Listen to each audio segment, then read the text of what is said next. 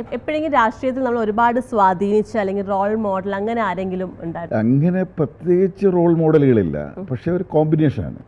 ഓരോ കാര്യം. ഇപ്പം ഞാൻ ഏറ്റവും കൂടുതൽ അടുത്തിടപഴകാൻ എനിക്ക് അവസരം ലഭിച്ചിട്ടുള്ള രാഷ്ട്രീയ നേതാക്കന്മാരിൽ ഒരാളാണ് എം എ ബേബി. അദ്ദേഹം തികഞ്ഞ ഒരു നല്ല രാഷ്ട്രീയക്കാരൻ.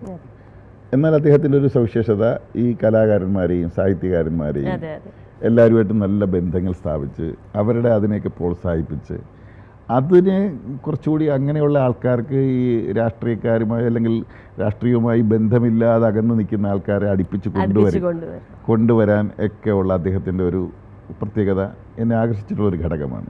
ആജ്ഞാശക്തിയുടെ കാര്യത്തിൽ ഒരു കാര്യം തീരുമാനിച്ചാൽ, ഇച്ഛാശക്തിയുടെ കാര്യത്തിൽ ഒരു പ്രസ്ഥാനത്തെ എല്ലാ പ്രതിസന്ധികളിൽ നിന്നും എല്ലാ വെല്ലുവിളികളിൽ നിന്നും ആരെല്ലാം ആക്രമിച്ചാലും ശരി അവിടെ പതറാതെ നിന്ന് പാർട്ടിയെ രക്ഷപ്പെടുത്തിയെടുക്കുക, പാർട്ടിക്കുള്ള മേധാവിത്വം അംഗീകരിപ്പിക്കുക, ഗവൺമെൻറ്റിൻ്റെ നയങ്ങൾ നടപ്പിലാക്കിയെടുക്കുക എന്നുള്ള ഒരു നേതാവ്, ആക്ച്വലി ഒരു നേതാവ് പിണറായി വിജയൻ.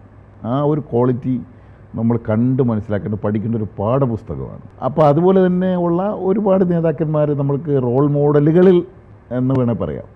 അതുപോലെ തന്നെയാണ് ഞാൻ പറഞ്ഞ VS ഗൗരിയമ്മ, അങ്ങനെയുള്ള കുറേയധികം, കോടിയേരി ബാലകൃഷ്ണൻ. എനിക്ക് ഏറ്റവും കോടിയേരി സഖാവ് നിയമസഭയിൽ ആഭ്യന്തര വകുപ്പ് മന്ത്രിയായിരിക്കുമ്പോൾ ഉള്ള മറുപടികളെന്ന് പറഞ്ഞു കഴിഞ്ഞാൽ എതിരാളികളൊക്കെ നിഷ്പ്രഭമാക്കി കളയും. അദ്ദേഹത്തിൻ്റെ മറുപടിയാണ് എനിക്ക് ഏറ്റവും കൂടുതൽ ഇഷ്ടം. അപ്പോൾ കോടിയേരി സഖാവ്, അങ്ങനെയുള്ള ഒരുപാട് നേതാക്കൾ. അതുപോലെ തന്നെ ഇപ്പുറത്ത് പൊളിറ്റിക്സിൽ നമ്മൾ പിന്നെ ഉമ്മൻചാണ്ടി സാറ്, അതുപോലെ തന്നെ അങ്ങനെ ഉള്ള ആൾക്കാരെയും ഇപ്പുറത്തു നിന്ന് മനസ്സിലാക്കാനും പഠിക്കാനും ഒക്കെ ഉള്ള ഓപ്പോസിറ്റ് പാർട്ടി ആണെങ്കിലും ഒരുപാട് ഇതുണ്ട്.